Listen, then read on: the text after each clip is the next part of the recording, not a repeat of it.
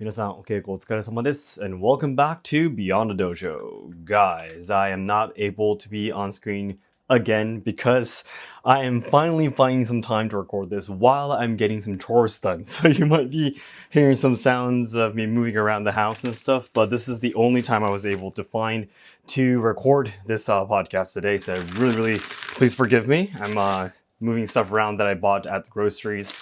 It's really due to my wife's schedule changing a little bit. If you guys remember me explaining that Harumi, my wife, is now a professional kimono instructor and dresser since last year. And this year, if you remember, she actually took this program for about an year that basically turned her into a professional. She's now an instructor of that program, if that makes sense. You know, she took this 1 year program and she became a professional. Now she's teaching new future kimono instructors become kimono instructors right now. And there's this, she's already in charge of a few, which is a curriculum kind of things for about a whole half a year, I believe. So about 2 or 3 days of the week, she is not at home almost all day long. So I have to get everything around the house done. I have to, take the kids over to daycare and preschool and everything. I got to go and pick them up and all that kind of stuff. So, which is great, by the way. I love it. I'm really happy that my wife is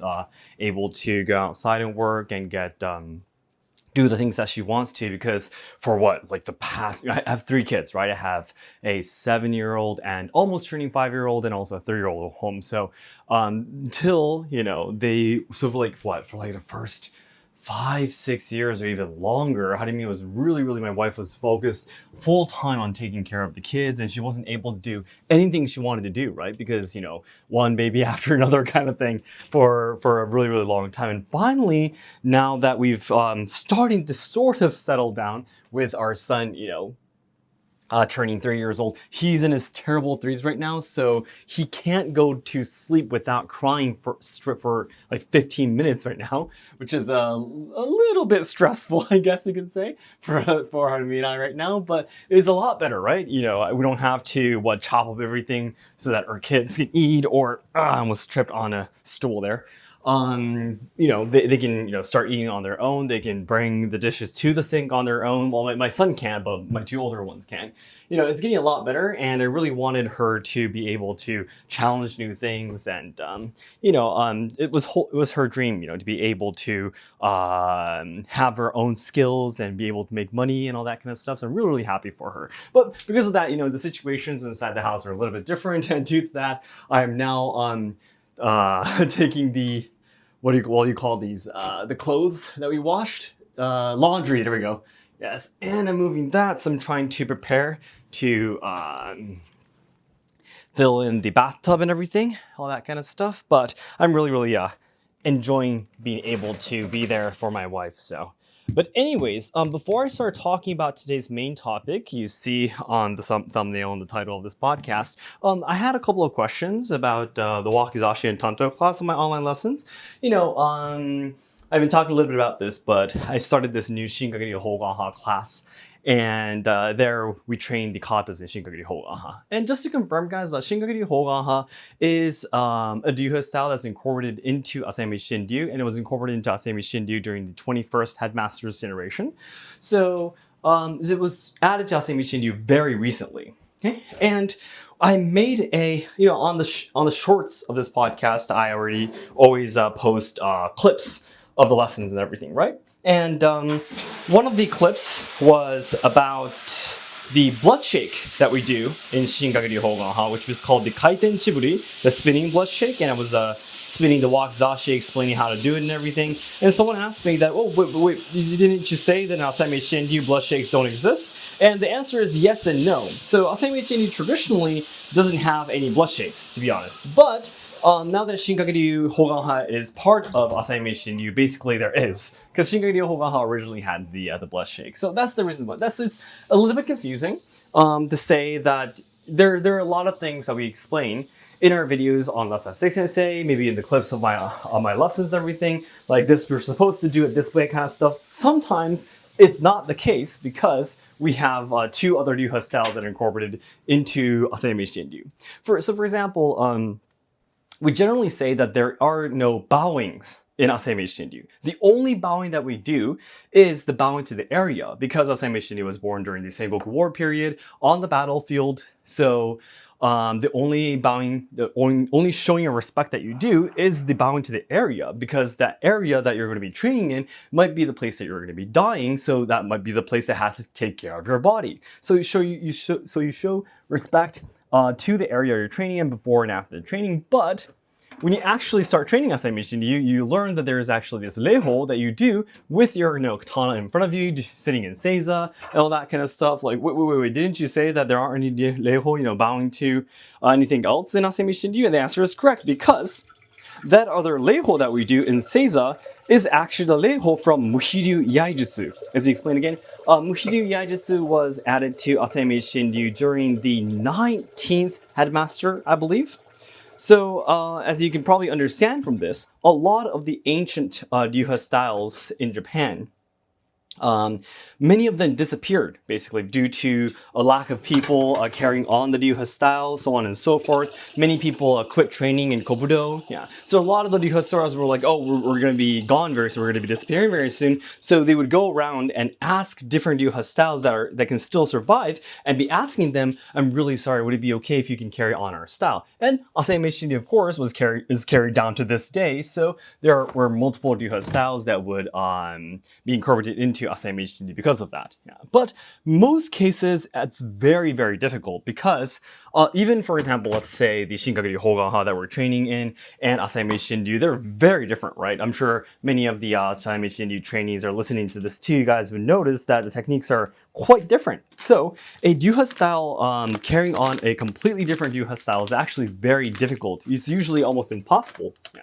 But the Shinkagyu Hoganha and Asayama Ichiden-ryu did have quite a lot of similarities, as much as the different points. So that's the reason why the previous headmaster was like, okay, let's do this. And the last headmaster of Shinkagyu Hoganha and also 21st headmaster Seki Sensei were very good friends. So that was another reason why it was possible and it became a reality. But I just wanted to explain to you about the situation between these two ryuha styles that I teach in my online lessons. They are a little bit different, but they're gradually starting to merge together. So there's more and more similarities, basically, in the two ryuha styles, and you get to train both of them. So I think it's best of both worlds, So with that said, guys, I'm just today I want to tell you guys a little bit about what I'm thinking of recently, I guess, or one of the core principles of my life that's, of course, related to Budo training as well. And that is, I actually have this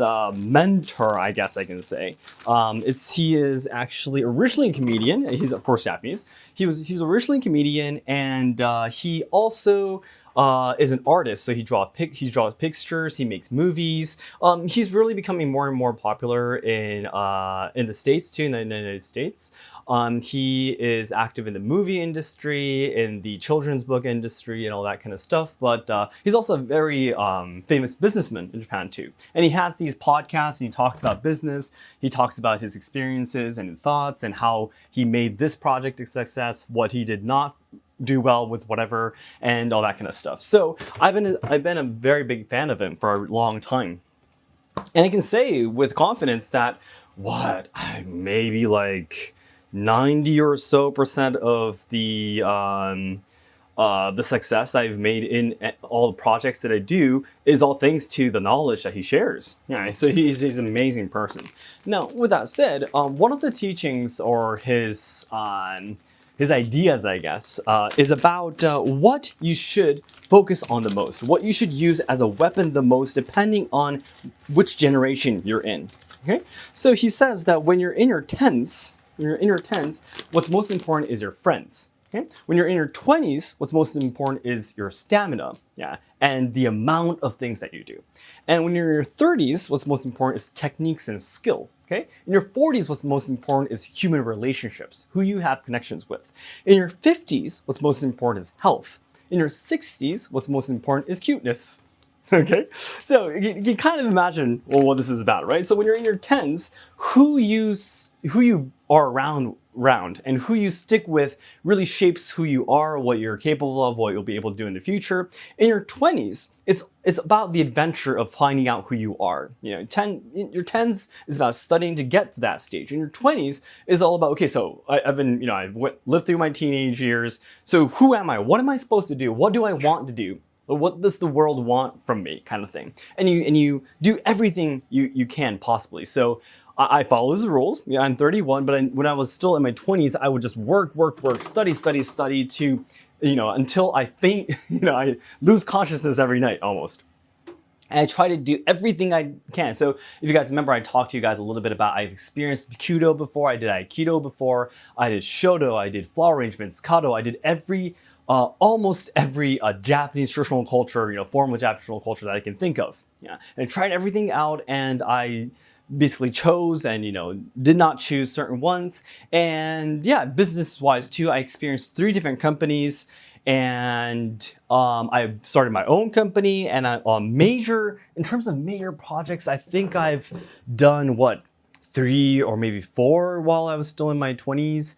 And I try to meet as many people as possible. I try to read as many books as possible. And I think I do have a very clear idea of who I am and what I want to do, what kind of person I am, what I'm good at, what I'm not good at, and all that kind of stuff during my 20s. So now in my 30s, right? Again, remember, 30s is about techniques and skills. Yeah. So 30s is really important that you try to refine your techniques and skills. Now, because you lived through your 20s, you know, doing everything you can as much as possible, now you know who you are. So now you know where your battlefield is, basically. Where your, in Japanese we say dojo, by the way, that's the reason why I just said battlefield, but dojo is like the arena, the sumo arena. Yeah, so in Japanese, they say that you gotta choose where your dojo is. So that means where you're fighting, where you fight, where you're you get what I mean, right? Yeah. So basically, I've chosen my dojo, yeah, during my 20s, and now in the 30s, you got to refine your techniques. You got to work towards it. You don't have to go around everywhere anymore. You don't have to go and search for anything anymore. You now know where you have to work hard. So you work hard so you can actually develop good skills, good techniques, and experience. Yeah? And if I can explain a little bit more in ahead, first, the 40s is about human relationships and connections, right?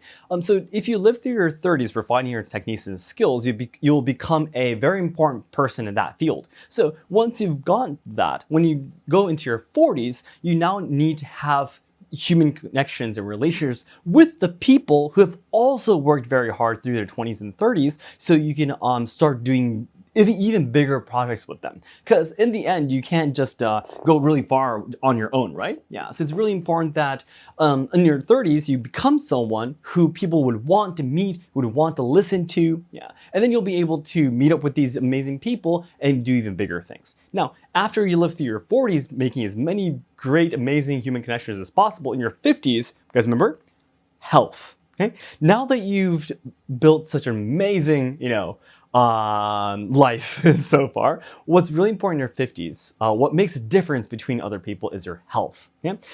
That's around the time, even if you were the healthiest person ever, yeah, in your 50s, that's a really big change, it seems. So to be able to still enjoy, still be able to move around, still be able to work with what you've built throughout your life, in your 50s, what's really important, what's most important is your health. You gotta stay healthy to be able to continue working with the things that you love, with the people that you love. Okay?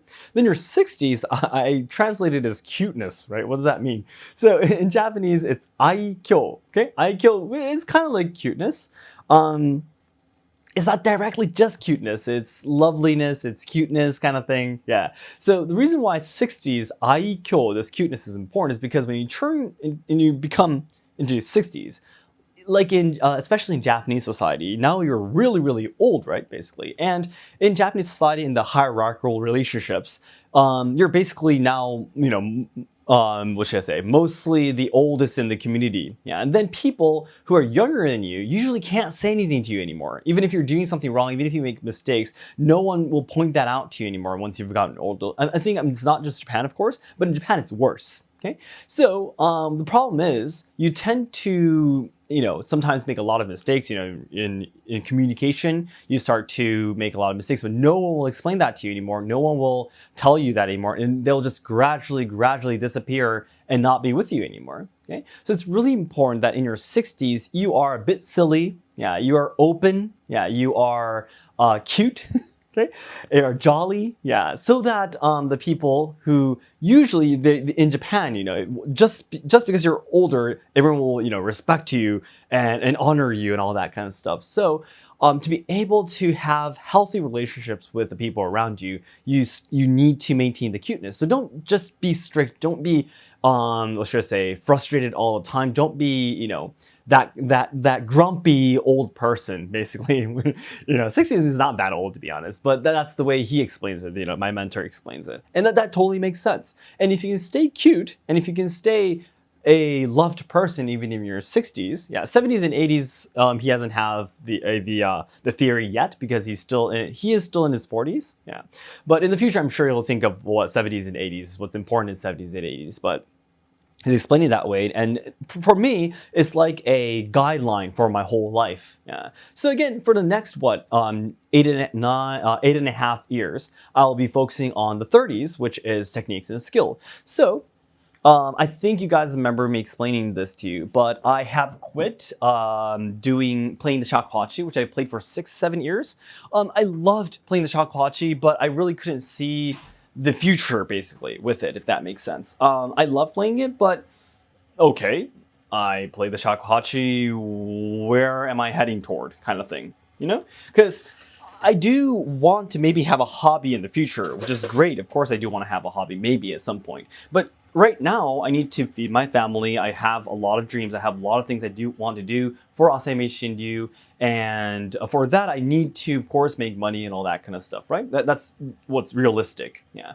So considering that, there are already, of course, should I say, people who have been doing music for a lot longer. People. I think I personally felt that the traditional music industry in Japan is still quite popular. Due to a lot of what should I say, anime and things like that. There are a lot of people who are already in love with it. There are already a lot of professionals, and in the end, it's music. Yeah, so there are many people overseas too who are professionals and dedicated their whole life to it. And I'm like, I would love to continue this, but will I actually be able to provide something that's unique that only I can provide? I had a huge question mark. So I was like, okay, I think I need to leave my time to the things that I should really focus on. And then I got to the conclusion, I quit all the other stuff too, right? The things that I explained to you earlier. And I got to the conclusion of, okay, let's focus on what EI, just EI. I should focus on Budo, Asayama Ichiden-ryu, basically, to make a long story short. And also tea ceremony and no theater. Okay? Oh, the bathtub is almost going to be filled up. That's the sound of it. A very Japanese household sound. Anyways, so I thought I should really focus on these 3 things. Okay? And because I'm really focused on these 3 things, it's made me really, should I say, I feel like I'm a lot more focused, and I'm really able to feel that all the time that I'm using right now is meaningful and it's connected to the future. So Asayama Ichiden-ryu is part of the things that I love and the things that I want to focus on. And to be honest, this story really does not have conclusion. I just wanted to explain to you that that's the mindset I have right now in my 30s. So that's the same towards Budo too. Hopefully, I'll be able to pass the 4th Dan exam in Asayama Ichiden-ryu online, 4th Dan exam this year, 3rd Dan in Honbu. The year after that, 2028, hopefully I'll be able to pass the 5th Dan online exam, 4th Dan Honbu, and 2029 I'll be able to pass the 5th Dan on Honbu exam. And at that time, I'll probably have Okuden. So even at Honbu, I'll be able to tie the black outer obi. Okay. So in 2029. So in the next 2 or 3 years, hopefully I'll be able to get to the black belt, official black belt in Asayama Ichiden-ryu, if everything goes well. And tea ceremony and no theater too, they both have these shihan, which is instructor levels. Now getting up to shihan level in no theater, I might I actually, oh, really important thing. I doubled the amount of training that I do for everything, all three of these things. So Asayama Ichiden-ryu, I do a little bit of self-training. I hold 3 hours of my own online lessons and 6 hours of in-person training a week. And I actually doubled my self-training. So I do 4 hours of self-training now every week. And tea ceremony too. I have about 3 or 4 days where I am in my sensei's tea room for like 5 or 6 hours a day. And I have 2 days of no theater training, which I'm with my sensei for about 2.5 to 3 hours, which is like double the amount of training I used to do last year, until last year. So considering now that I've doubled my training, I went to no theater training yesterday too, but my no theater sensei was saying that you might be able to get to, oh, that's the sound of the bath being completed. You guys, if you're taking my online lessons, お風呂が沸きました means that the bath is now completed. There's not hot water in it, so you can hop in if you like, kind of meaning. Where was I? So yeah, double the training. So I might be able to go up to Shihan in no theater. Maybe while I'm still in my early 30s. So that's what, the next 3 years. Tea ceremony, I might be able to go up to Shihan if I train hard enough while I'm still in my 30s. Barely. It's a lot more difficult. There's a lot of things I have to learn still. Yeah, and my sensei is very strict, so we'll see how that goes. But that's the goal. So while I'm still in my 30s, I'll be able to get Shihan in all 3 of these things. And once I get Shihan in all 3 of these things, I want to connect the things that I've learned, and I want to try to provide very unique experiences. I will probably be able to speak of very unique things and have, very unique connections too. So that's my goal for now. I want to have Shihan or above in all 3 of these fields. And yeah, I want to explain to you in a different podcast the reason why I love tea ceremony and no theater so much. These are really all connected to Budo as well. And I think these are things that I might be the only person to be able to explain, because I'm doing all 3 of these things seriously. So that's the story I wanted to share with you guys today. It really doesn't have a conclusion. I've not gotten to the end of my 30s yet to say to you that yes, your 30s, techniques and skills the most important. So what I was talking about is true. What he talked about was true. I can't exactly prove to you that yet. Yeah, but that's the way I'm working toward right now. And if you see or hear me, doing things, if you can remember, oh yeah, Shogo was talking about, that this is 30, so he's really working hard on trying to develop his skills. That's probably the reason why he chose this path rather than the other. I really always, what should I say, struggling to decide what to focus on, because, I run a company. Yeah, if I have the time, I would want to do, more work and, and I feel that if I do more work, I might be able to make more people's lives better, all that kind of stuff. But at the same time, though, right now, it's for me to really focus on the skills and techniques that I can develop, and I need to work and I need to develop, So this was just something that was on my mind. That's on my mind right now. And I still do not have a clear image of what's really going to happen once I become a professional in all 3 of these things. I might be able to, of course, maybe hold tea ceremonies or something similar experiences at the Kyoto Dojo, or maybe other facilities I might build in the future.